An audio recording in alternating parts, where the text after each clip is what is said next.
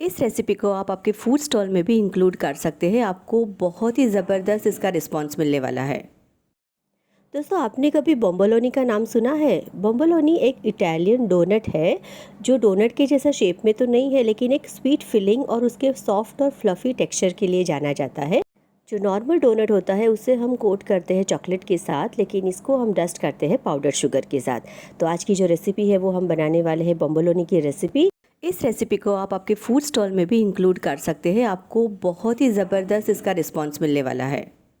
तो चलिए बनाना शुरू करते हैं। तो उसके लिए सबसे पहले मैंने ले लिया है 3/4 कप जितना वार्म मिल्क। अब यहाँ पे आपको ध्यान रखना है कि मिल्क की क्वांटिटी एक साथ मत डाल दीजिए, थोड़ी सी बचा के रखिए ताकि आपको मेजरमेंट में गड़बड़ ना हो।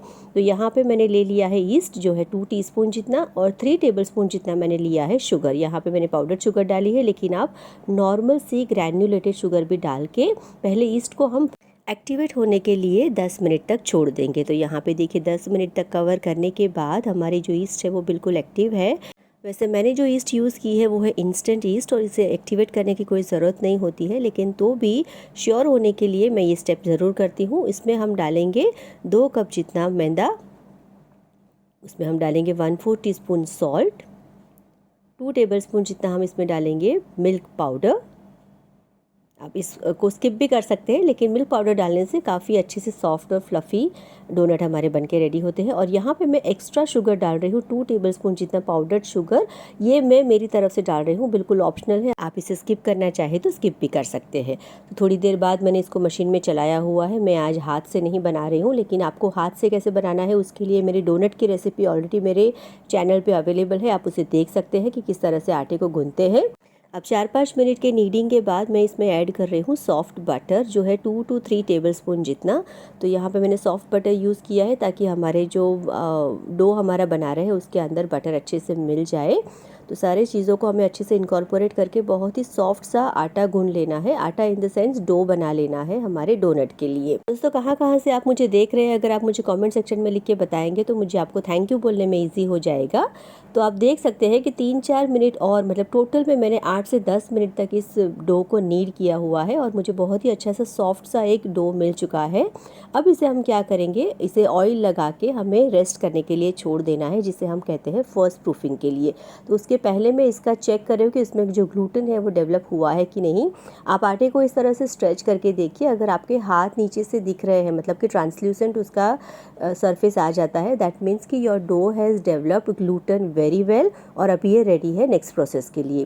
तो थोड़ा सा ऑयल डाल के मैं इसे अच्छे से ऑयलिंग करके 1 घंटे के लिए ढक कर रख दूँगी फर्स्ट प्रूफिंग के लिए।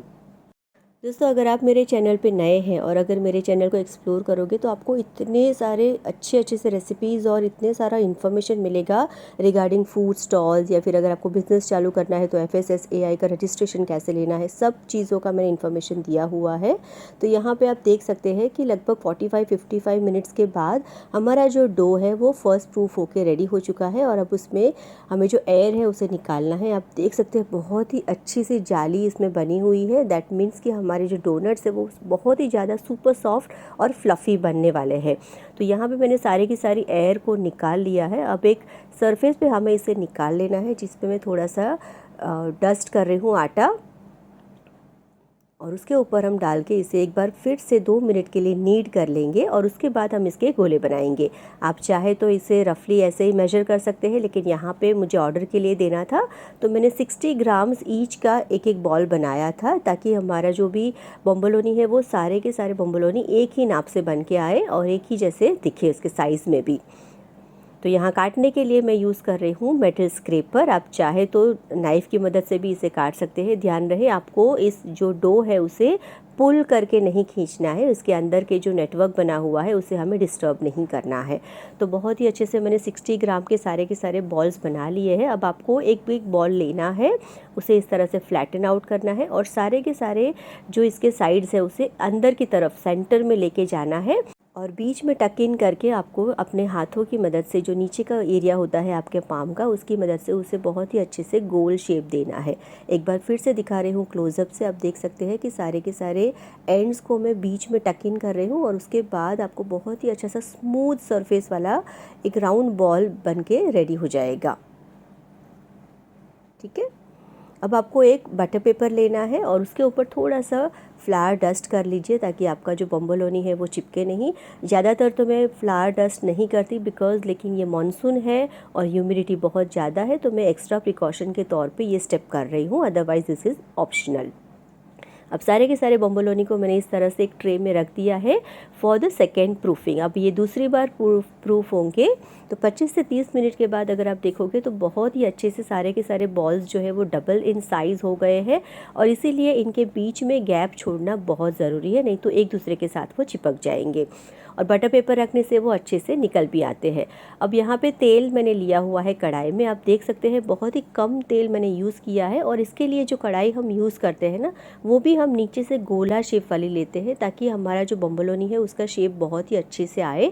आपने एक बहुत ही सिग्नेचर सा एक लाइन देखा होगा बहुत सारे बम्बोलोनी के ऊपर, जो बीच में एक वाइट कलर का लाइन बनता है, तो वो इसी तरह से बनता है। अगर आप फ्लैट सरफेस वाला या बहुत बड़ा कढ़ाई लेंगे जिसके अंदर बहुत सारा ऑयल अगर आप डाल दोगे तो आपका जो बम्बोलोनी का बॉल है वो पूरा का पूरा अंदर डूब जाएगा और सारा का सारा बॉल जो है वो ब्राउन कलर ले लेगा। लेकिन हमें इसको बीच में से वाइट कलर का छोड़ना है, इसलिए हमें ऑयल का सरफेस इतना ही रखना है ताकि जो हमारा बम्बोलोनी है वो आधा तक ही उसमें डिप करे, और उसके बाद फ्राई होने के बाद हमें उसके साइड को पलट लेना है ताकि दोनों साइड से वो अच्छे से फ्राई हो जाए।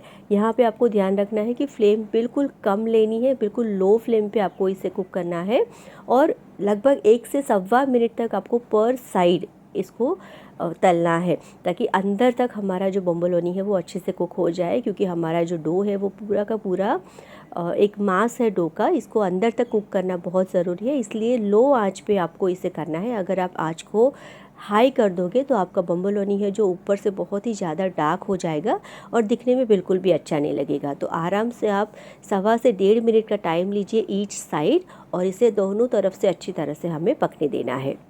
पकने के बाद हमें इसे अब्जॉर्बर शीट पे निकाल लेना है बहुत ही आराम से, क्योंकि ये बहुत ही सॉफ्ट होते हैं, आपको बहुत केयरफुली इसे हैंडल करना होता है। आप देख सकते हैं कितना ब्यूटीफुल सा इसका बीच का लाइन भी आया हुआ है, और ये बहुत ब्यूटीफुल लगते हैं इस तरह से अगर आपने देखा हो तो।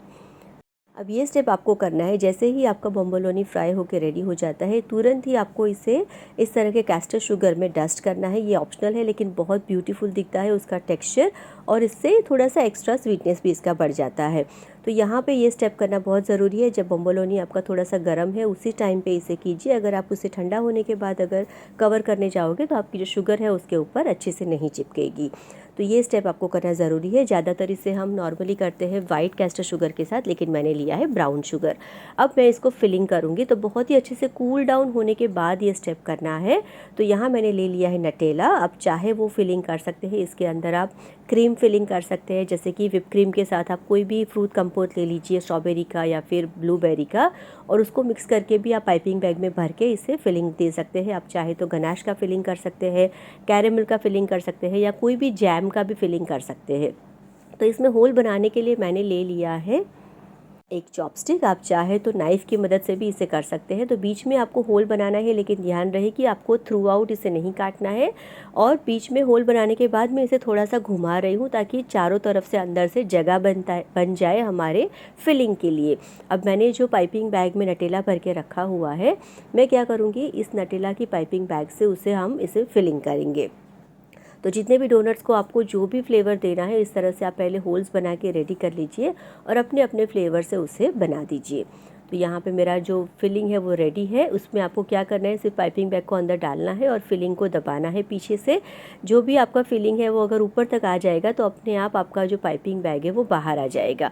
तो आप देख सकते हैं कि हमने पूरा का पूरा जो बम्बोलोनी है वो नटेला से भर दिया है और ऊपर तक उसका फिलिंग आ गया है। ऐसे ही आप बाकी के सारे बम्बोलोनी को भी फिल कर सकते हैं। दूसरा जो फ्लेवर मैंने दिया था वो मैंने दिया था वनीला का।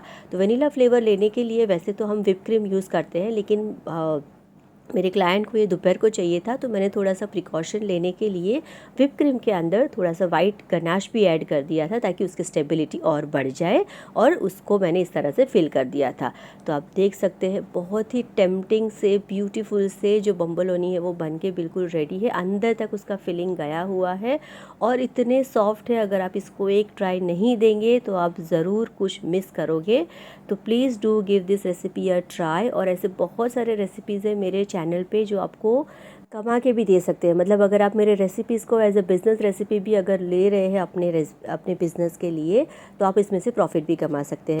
और अगर आप इस रेसिपी को आपके फूड स्टॉल के मेन्यू में इंक्लूड करते हैं तो यकीन मानिए आपका फूड स्टॉल ज़बरदस्त हिट जाने वाला है। फूड स्टॉल रिलेटेड बहुत सारे वीडियोस मैंने डाले हुए हैं मेरे प्लेलिस्ट में, आप जाके उन्हें भी चेक कर सकते हैं। आपको ज़रूर उसमें से बहुत कुछ सीखने को मिलेगा। See you soon in my next video.